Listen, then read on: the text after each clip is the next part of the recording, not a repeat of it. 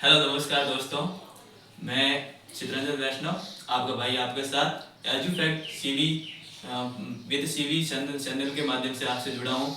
तो पिछली कक्षा में हमने बात की थी कि रासायनिक समीकरण क्या होते हैं, उनका कैसे हम उनको आइडेंटिफाई करते हैं, कैसे हम उसको लिखते हैं और कैसे उनका हम अवस्था प्रदर्शित करते हैं। रासायनिक समीकरण में हम अवस्था प्रदर्शित कैसे करते हैं और उसमें उत्प्रेरक का क्या रोल होता है। तो आज हम बात करेंगे, आपको ये टॉपिक दिख ही रहा होगा, रासायनिक समीकरण का संतुलन, हमारे वीडियो नंबर 2। आज हम बात करेंगे कि हमारे 10th क्लास के विज्ञान में ये दिया हुआ है कि रासायनिक समीकरण का संतुलन का क्या महत्व है और ये कैसे होता है। तो बात करें, एक हम समीकरण लिखते हैं कोई भी, जैसे कि बात करें ये समीकरण लिख देते हैं जिंक प्लस सल्फ्यूरिक अम्ल। आप इसे सभी समझ रहे होंगे। ये क्या है, हमारा जिंक तत्व है, आवर्त सारणी में आता है। ये है सल्फ्यूरिक अम्ल, क्या है H2SO4, जिसे हम सभी परिचित हैं, हमने कहीं न कहीं पढ़ा होगा कि ये सल्फ्यूरिक अम्ल है। और इससे अभिक्रिया करवाते हैं तो हम विस्थापन अभिक्रिया होती है। कौन सी अभिक्रिया होती है? विस्थापन अभिक्रिया होती है, जो जिंक के साथ सल्फ्यूरिक अम्ल जुड़ जाता है, जिंक के साथ सल्फ्यूरिक अम्ल जुड़ जाता है और साथ में H2 गैस निकलती है। क्या निकलती है? H2 gas. तो ये एक प्रकार की अभिक्रिया है। पिछली वीडियो में हमने क्या देखा था कि रासायनिक अभिक्रिया कैसे होती है। तो रासायनिक अभिक्रिया, ये रासायनिक अभिक्रिया है। रासायनिक अभिक्रिया में ये अभिकारक है, ये उत्पाद है। साथ साथ में हम रिवीजन करें तो हम इनके अवस्था प्रदर्शित भी कर सकते थे। तो जिंक क्या है? जिंक एक सॉलिड है, क्या है? ठोस अवस्था में पाया जाता है। जिंक ठोस अवस्था में पाया जाता है। और सल्फ्यूरिक अम्ल क्या है? लिक्विड अवस्था में पाई जाती है। सल्फ्यूरिक अम्ल लिक्विड अवस्था में यानी द्रव रूप में पाई जाती है। हम इसकी अवस्था भी साथ साथ में लिख रहे हैं क्योंकि हमने पिछली कक्षा में अवस्था प्रदर्शित करने का हमने देखा था। और ये अब हम रिवीजन कर रहे हैं। क्या कर रहे हैं? रिवीजन कर रहे हैं। और इससे बन रहा है जिंक सल्फेट। जिंक सल्फेट भी क्या है? जिंक सल्फेट एक लिक्विड फॉर्म में होता है और साथ में बन जाती गैस H2, जिसे हम G से दर्शाते हैं। तो अब ये बताओ कि ये समीकरण संतुलित है या नहीं है। संतुलित क्या होता है कि कोई भी रासायनिक अभिक्रिया संतुलित होती है, उसका द्रव्यमान हमेशा सुरक्षित रहता है। रासायनिक अभिक्रिया में न तो द्रव्यमान की हानि होती है और न नए द्रव्यमान जुड़ता है। इसमें द्रव्यमान संरक्षण का नियम लागू होता है। द्रव्यमान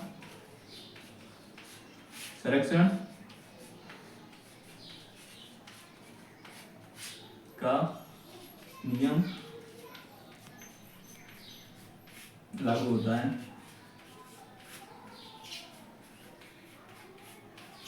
अर्थात अभिक्रिया के दौरान अभिकारक में न तो नया परमाणु बनता है और न उत्पाद में नया परमाणु बनता है और न अभिक्रिया में अभिकारक में नया परमाणु लगता है। तो बताओ, जिंक के परमाणु इधर कितने हैं? आपको कितने दिख रहे हैं? एक दिख रहा है, तो जिंक का परमाणु एक है। इधर कितना है जिंक का परमाणु? ये एक Z फॉर्म में एक है जिंक सल्फेट में, और H2 में कोई जिंक हमें नजर नहीं आ रहा है। तो इधर भी ये एक है और इधर भी परमाणु की संख्या एक है। ठीक है। अब H2SO4, तो बात कर रहे थे हम कि जिंक में परमाणु एक है। इस अभिक्रिया में जिंक कितना है? एक परमाणु है अभिकारक में, और उत्पाद में भी कितना है? एक परमाणु है। बात करें हाइड्रोजन की, तो हाइड्रोजन यहाँ पे कितनी है? दो परमाणु हाइड्रोजन है। तो यहाँ पे भी हाइड्रोजन कितनी है? दो परमाणु है। अभी तक तो हमारा द्रव्यमान संरक्षण का नियम लागू हो रहा है। अभी तक तो हमारी अभिक्रिया संतुलित बता रही है, रासायनिक अभिक्रिया में संतुलन का अवस्था बता रही है। तीसरी, ठीक है। तो अभिकारक, इसमें सल्फर कितना है? एक परमाणु है। इधर देखें, सल्फर को खोजो बच्चों नहीं दोस्तों, सॉरी। तो खोजोगे इसमें इधर कितने सल्फर है? उत्पाद में कितने सल्फर दिख रहे हैं आपको? उत्पाद में भी सल्फर का एक परमाणु ही दिख रहा है और हमें अभिकारक में भी एक ही परमाणु दिख रहा है। तो अभी तक हमारी अभिक्रिया क्या चल रही है? संतुलित चल रही है। बात करें आगे ऑक्सीजन की, यहाँ पे 4 परमाणु हैं। कितने परमाणु हैं? 4। तो इधर ऑक्सीजन के देखो, इधर भी 4 परमाणु हैं। तो ये हम कह सकते हैं कि ये हमारी अभिक्रिया कैसी है? संतुलित अभिक्रिया है। संतुलित अभिक्रिया है। ठीक है। तो अब संतुलित अभिक्रिया में कैसे हमें पता चला कि अभिक्रिया संतुलित है? तो हमने देखा सभी परमाणु गिने, अभिकारक के परमाणु गिने, और फिर उत्पाद की अभिक्रिया की उत्पाद के भी जो परमाणु थे उसकी भी हमने काउंटिंग की। इसके बाद हमें निष्कर्ष निकला। क्या निष्कर्ष निकला? कि उधर भी परमाणु समान है और उधर भी परमाणु, उत्पाद में भी परमाणु समान है। इसके तहत हम कह सकते हैं कि अभिक्रिया में ना तो नया परमाणु बना है और ना नया परमाणु उत्पाद हुआ है और न ही किसी परमाणु का विनाश हुआ है। इस कारण ये अभिक्रिया द्रव्यमान संरक्षण नियम का पालन करती है और इस कारण ये अभिक्रिया कैसी है? संतुलित अभिक्रिया है। इसे हम रासायनिक संतुलित अभिक्रिया कह सकते हैं। तो इस ये उदाहरण हमारा दोस्तों, तो हमने जिंक का उदाहरण लिया था और उनमें हमने द्रव्यमान संरक्षण के नियम को परिभाषित किया था और उसमें हमने एक अभिक्रिया को संतुलित कैसे करते हैं उसको दर्शाया था। तो अब की बार हम बात करें, दूसरा समीकरण लेते हैं, उसको हम कैसे देख सकते हैं कि ये संतुलित है या नहीं है। तो दूसरे समीकरण के बारे में बात करते हैं। दूसरा समीकरण बात करते हैं Fe प्लस Fe यानी लोहा फेरस प्लस H2O, सबको पता है H2O यानी जल, मिलकर क्या बनाते हैं? Fe3O4 ferrous oxide plus H2 gas. ठीक है, क्लियर है? ये आपको दिख रहा है? अब आप बताओ ये समीकरण संतुलित है या नहीं है? कैसे पता लगेगा? द्रव्यमान संरक्षण का नियम क्या कहता है? कहता है कि द्रव्यमान सुरक्षित रहता है हमेशा। द्रव्यमान सुरक्षित कैसे रहेगा? परमाणुओं की संख्या समान रहेगी तो द्रव्यमान क्या रहेगा? सुरक्षित रहेगा। तो हम यहाँ पे परमाणुओं की संख्या को काउंटिंग करके क्या बताएंगे? ये समीकरण संतुलित है या नहीं है, इसके बारे में हम ज्ञात करेंगे। तो देखते हैं, आइए आप भी कोशिश करें और मैं भी करता हूँ। ये देखो आयरन भी यहाँ पे कितने परमाणु आपको दिख रहे हैं? आयरन एक परमाणु दिख रहा है। इसको हम कहते हैं अभिकारक, लिख दो। ये वाली साइड क्या है? अभिकारक। संतुलन का सिंपल परिभाषा बताएं तो अभिकारक में भी परमाणुओं की संख्या समान होनी चाहिए और उत्पाद में भी परमाणुओं की संख्या समान होनी चाहिए। किताबी भाषा में बहुत सारा लिखा होगा, पर हमारा उद्देश्य किताबी भाषा को पढ़ाकर रटा मारना नहीं है। हमें क्या करना है? सिंप्लीफाई करना है। साइंस को मनोरंजन की तरह लेकर पढ़ना है। कैसे करना है? मनोरंजन लेते हुए पढ़ना है। तो अभिकारक और इस साइड को कहते हैं उत्पाद। हम सभी इसके बारे में भली भांति परिचित है। यहाँ पे आयरन की संख्या 1 है, परमाणु की संख्या। इधर याद करें, इधर कितनी आयरन की परमाणु की संख्या? 3 है। तो मामला कहाँ गड़बड़ हो गया? मामला गड़बड़ हो गया आयरन में। तो ये समीकरण क्या है? समीकरण संतुलित है? ये समीकरण संतुलित नहीं है। बात करें आगे और देखते हैं। यहाँ पे हाइड्रोजन परमाणु की संख्या कितनी है? 2 है। 2 परमाणु है हाइड्रोजन के। यहाँ पे कितना हाइड्रोजन परमाणु? यहाँ पे 2 है। तो ये हमारा हो गया। ये तो हमें संतुलित लग रहा है, पर ओवरऑल अभिक्रिया संतुलित नहीं है, समीकरण संतुलित नहीं है। ये हमें पता चल गया आयरन के मामले में। ठीक है। ऑक्सीजन की बात करें, यहाँ पे ऑक्सीजन कितने हैं? ऑक्सीजन परमाणु 1 है और यहाँ पे ऑक्सीजन के परमाणु है 4। कितना ऑक्सीजन परमाणु है? 4। मतलब हमें क्या करना पड़ेगा? एक तो आयरन को संतुलित करना पड़ेगा, क्योंकि आयरन के यहाँ पे 3 परमाणु है और यहाँ पे कितने परमाणु है? 1 ही परमाणु है। तो पहले हम आयरन को संतुलित करेंगे, तो यहाँ पे भी हमें आयरन कितने करने पड़ेंगे? 3। आयरन का मामला हुआ क्लियर? हाइड्रोजन का क्लियर ही था, पर ये हाइड्रोजन का मामला बिगड़ेगा क्योंकि हमें ऑक्सीजन को संतुलित करना पड़ेगा। इसलिए हाइड्रोजन में भी छेड़छाड़ करनी पड़ेगी। क्या करनी पड़ेगी? हाइड्रोजन परमाणु में भी छेड़छाड़ करनी पड़ेगी। तो बात करें आयरन का मामला हमारा क्लियर हो गया। यहाँ पे 3 आयरन है, यहाँ पे 3 फेरस है। फेरस यानी आयरन ही होता है। यहाँ पे 4 ऑक्सीजन है, यहाँ पे ऑक्सीजन 1 है। इसको 4 करने के लिए क्या करेंगे? यहाँ पे कर देंगे 4। हो गया ऑक्सीजन यहाँ पे कितने हैं? ये 4 और यहाँ पे भी ऑक्सीजन कितने हैं? 4। ऑक्सीजन को हमने संतुलित कर दिया। मामला कहाँ बिगड़ गया? हाइड्रोजन का मामला बिगड़ गया। हाइड्रोजन का मामला कैसे बिगड़ गया? कि हाइड्रोजन यहाँ पे 2 परमाणु हैं। पहले तो हाइड्रोजन संतुलित था, पर ऑक्सीजन की वजह से हाइड्रोजन को असंतुलित हमने किया। तो अब हाइड्रोजन को भी संतुलित करना पड़ेगा, तभी अभिक्रिया हमारी क्या होगी? समीकरण क्या होगी? संतुलित होगी। तो यहाँ पे हाइड्रोजन कितने हैं? 4 और 104 2 8, 4 से 2 से गुणा करें कितने हैं? 8 हाइड्रोजन है। यहाँ पे कितने हाइड्रोजन हमारे? हाइड्रोजन है 2। तो क्या करेंगे संतुलित करने के लिए? हाइड्रोजन को क्या कर देंगे? 4। अब देखो ये हमारे पहले के आंकड़े थे, ठीक है। अब नए आंकड़े देखो, अब ये अभिक्रिया मुझे लगता है लगभग संतुलित है, तो इसको हम प्रमाणित करते हैं। कैसे संतुलित है? प्रमाणित कैसे करेंगे? प्रमाणित करेंगे हम अब की बार दोबारा काउंटिंग करेंगे, दोबारा इन परमाणुओं की काउंटिंग करके हम अभिक्रिया को संतुलित करने का दावा करेंगे। कैसे दावा करेंगे? कि यहाँ पे फेरस कितने हैं? 3। यहाँ पे कितने फेरस है? ये 3। दिख रहे हैं सबको? दिख रहे हैं? जाओ लाइक करें। दूसरी बात है यहाँ पे हाइड्रोजन कितने हैं? 4 और 2, मतलब इसे गिनना नहीं है, गुणा करना है। 4 और ये 2, 4 के 8। यहाँ पे हाइड्रोजन देख लो, 8 हाइड्रोजन है, इतना सबको मालूम होगा। यहाँ पे ऑक्सीजन कितने हैं? 4 इंटू ऑक्सीजन, 4 ऑक्सीजन, और यहाँ पे ऑक्सीजन कितने हैं? ये 4 ऑक्सीजन। तो ये हमारी अभिक्रिया क्या होगी? संतुलित अभिक्रिया होगी। कैसी अभिक्रिया होगी? संतुलित। Reaction complete, done. समझ में आया? कहाँ ये है?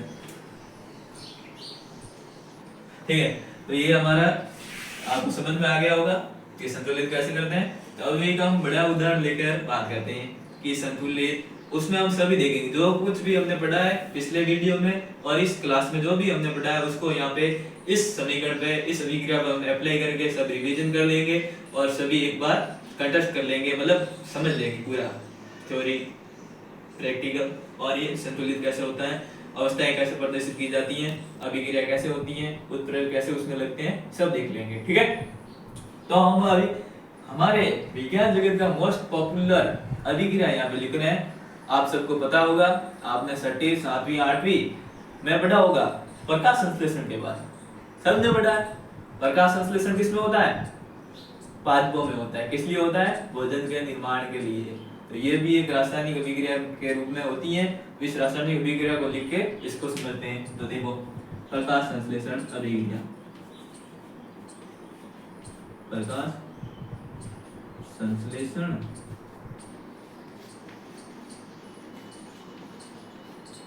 रिएक्शन।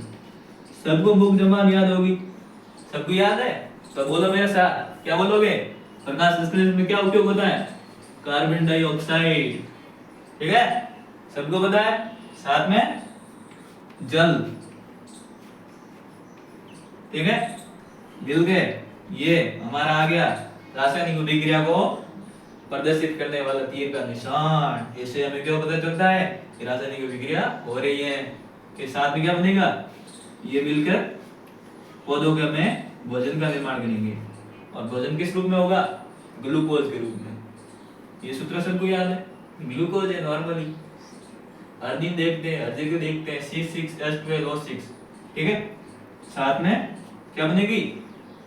ऑक्सीजन निकलेगी। क्या निकलेगी? ऑक्सीजन, जो हम उपयोग करते हैं। क्या करते हैं? उपयोग करते हैं किसमें? श्वसन प्रक्रिया में। ठीक है, ऑक्सीजन निकाल दी और साथ में जल का निर्माण होगा। ये जल है, ठीक है, एक बार ये जल का निर्माण हो गया। तो अब देखो ये अभिक्रिया संतुलित है नहीं है?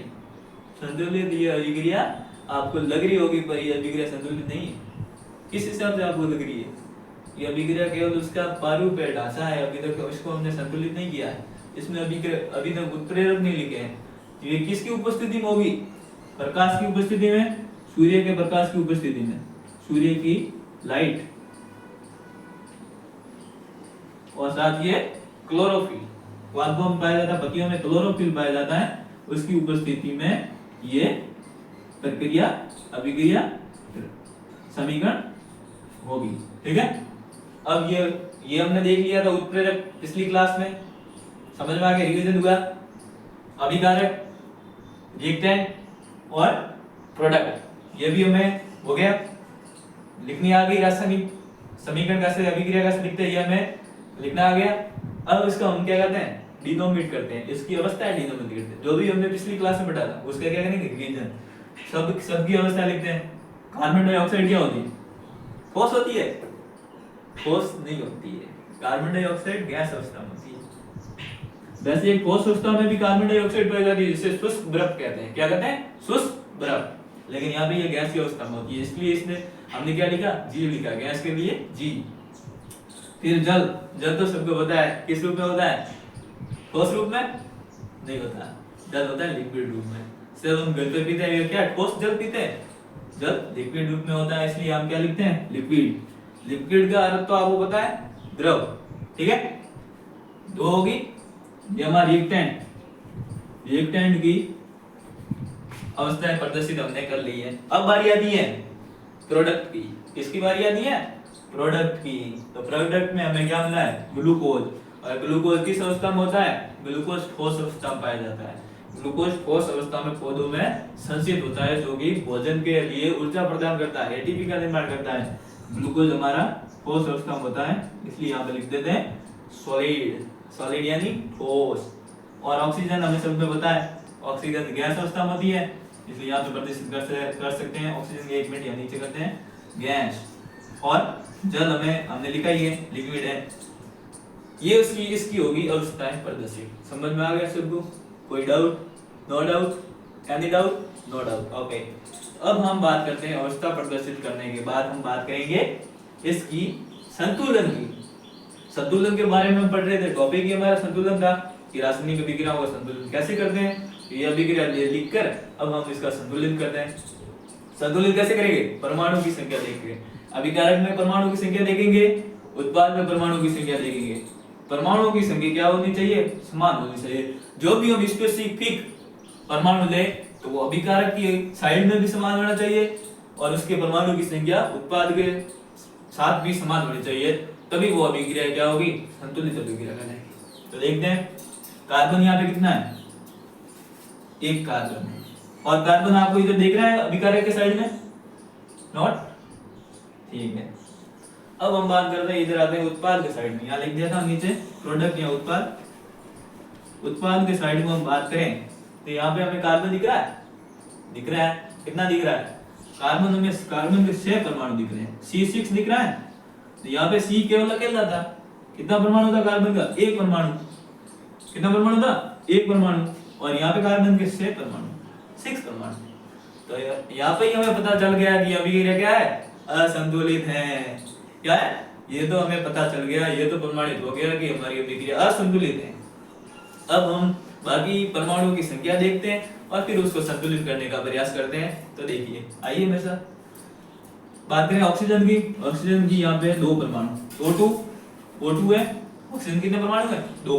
और ऑक्सीजन दिख रहे हैं? दिख रहे हैं सर। ऐसे क्या कर रहे हो? कहाँ दिख रहे हैं? मेरा मतलब उत्पाद के साइड में कितने, अभिकारक के साइड में कितने हैं? ऑक्सीजन है। अभिकारक के साइड में 3 ऑक्सीजन दिख रहे हैं हमें। और यहाँ पे उत्पाद के साइड में देखें तो ये पहला O6 6 ऑक्सीजन,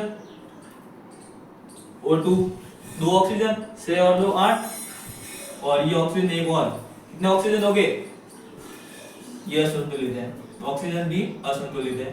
तो अब हम इनको पहले कार्बन को संतुलित करते हैं। पहले किसको संतुलित करेंगे? कार्बन को। बाकी तो देख लेंगे, हाइड्रोजन तो असंतुलित हो गई, तो इनको संतुलित करना पड़ेगा, तो वो उसको संतुलित असंतुलित होगा और फिर वापस संतुलित होगा। तो कार्बन को, यहाँ पर 6 कार्बन है, तो यहाँ बिना सोचे समझे 6 लगा दो। कार्बन तो हमारा, कार्बन का काम तो हो गया तमाम। कार्बन हो गया हमारा संतुलित। देख लो यहाँ पर 6 कार्बन, एक पूरी अभिक्रिया में एक बार ही कार्बन आया और यहाँ भी 6 कार्बन हो गए। कार्बन संतुलित है। समझ में आया? बात करें ऑक्सीजन की, यहाँ पे ऑक्सीजन अब हो गए 12। इसमें कितने ऑक्सीजन हो गए? 12 और 1 13। और यहाँ पे ऑक्सीजन है 6 8 और कितने हो गया? 9 हो गया। तो इसको अब क्या करना पड़ेगा? 12 बढ़ाना है। 12 कैसे बढ़ाएंगे? देख लेते एक बार। हाइड्रोजन कितने हैं? हाइड्रोजन यहाँ पे 12 है और हाइड्रोजन एक, ये 13। ठीक है, तो हाइड्रोजन 12 है और यहाँ पर हाइड्रोजन है 2, तो इसको पहले 12 बनाओ। एक से 12 हुए। ठीक है, तो हाइड्रोजन और कार्बन अभी तक हमारे पास, कार्बन संतुलित हो गया, कार्बन को छोड़ दो, ऑक्सीजन और हाइड्रोजन को संतुलित करना है। तो ऑक्सीजन ये हो गए 12, यहाँ पे हाइड्रोजन कितने? 12 और ये 13। अब ऑक्सीजन कितने हो गए गिनो।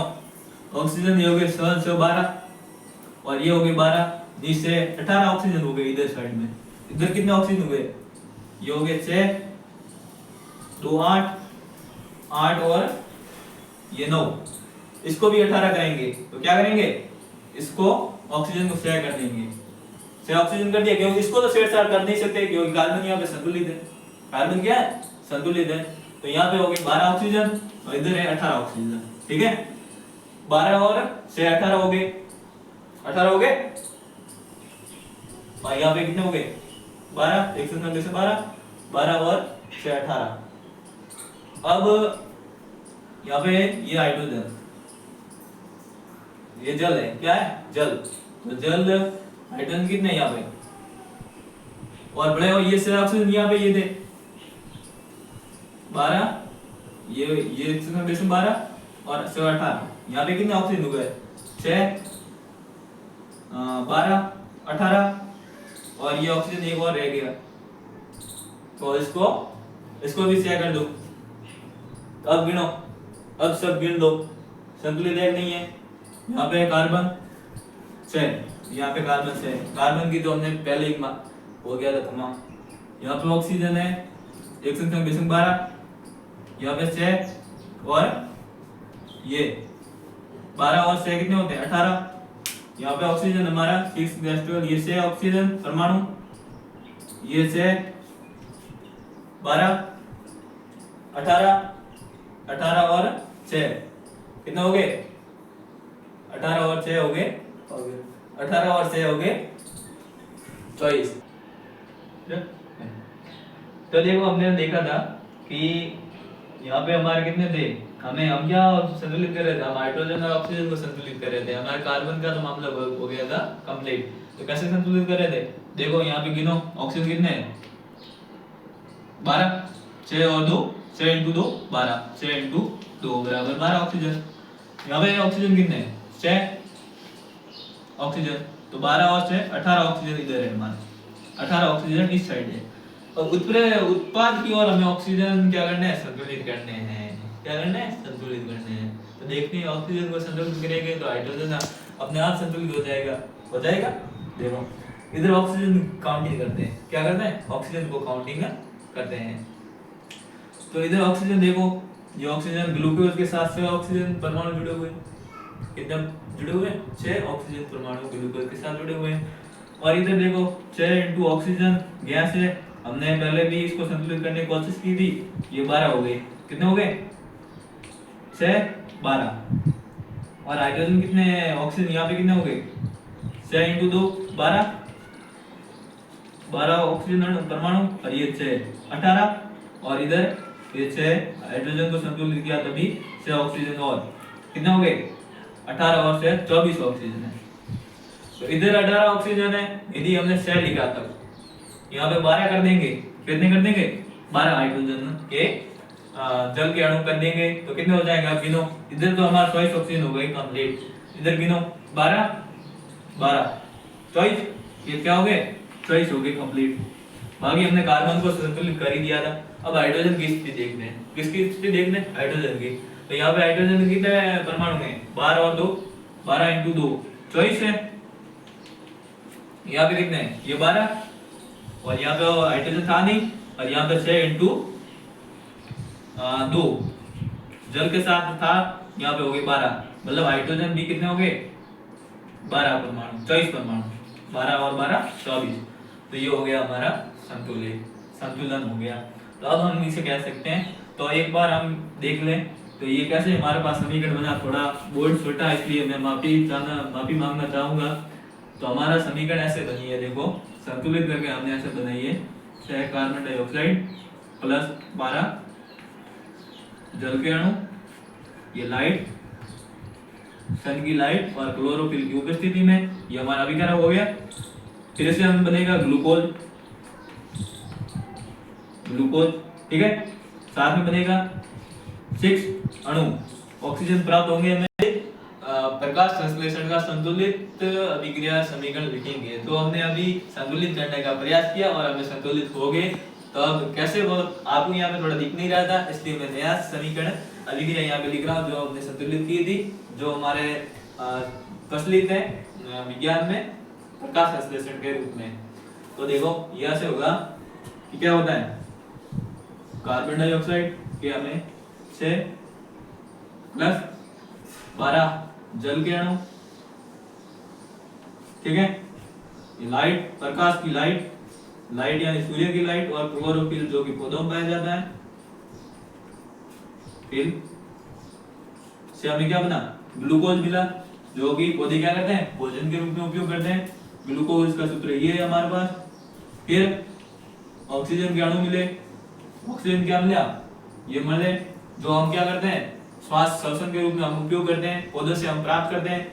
और साथ में हमें मिला 6 जल के अणु, ठीक है। अब देखते हैं इसके, अब हम इसमें देखते हैं संतुलित हैं सब। देखो यहाँ पे कार्बन के 6 अणु, तो यहाँ पे देखो कार्बन के 6, यहाँ पे देखो 6 × 2, 6 × 2 कितने होते हैं, 12 ऑक्सीजन के अणु। और यहाँ पे देखो हाँ 2 12 × ऑक्सीजन कितना होता है, ऑक्सीजन भी प्राप्त हो, 12 ऑक्सीजन प्राप्त होंगे, तो 12 12 यहाँ पे 24 ऑक्सीजन प्राप्त हुए। यहाँ पे देखो यहाँ पे देखो ये 6 ऑक्सीजन, ठीक है, ये 12 ऑक्सीजन, ठीक है, और 6 × ऑक्सीजन कितने होते हैं, 6 6 12 और 12 24 ऑक्सीजन यहाँ पे भी मिल गया हमें। अब यहाँ पे देखो हाइड्रोजन कितने, 12 × 2, 12 × 2 कितने होते हैं, 24 हाइड्रोजन मिले। और इधर देख लो ये 12 हाइड्रोजन यहाँ सीधे पड़े हैं ग्लूकोज में, 12 हाइड्रोजन कहाँ पड़े हैं, ग्लूकोज में सीधे पड़े हैं। और 6 × 2 जल के अणु में, जल के 6 अणु प्राप्त होते हैं, और 6 × 2 कितने होते हैं, 12। तो यहाँ पे 24 हाइड्रोजन, और यहाँ पे भी हमें कितने हाइड्रोजन है, 24 हाइड्रोजन है। तो ये हम अब ये हम कह सकते हैं कि यह अभिक्रिया हमारी क्या है, संतुलित अभिक्रिया है।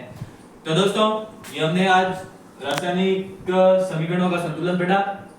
अब कल हम बात करेंगे चैप्टर नंबर पार्ट नंबर 3 में बात करेंगे कि रासायनिक अभिक्रियाओं के प्रकार के बारे में, रासायनिक अभिक्रियाओं के प्रकार के बारे में बात करेंगे, विस्तृत रूप से चर्चा करेंगे। थैंक यू, धन्यवाद।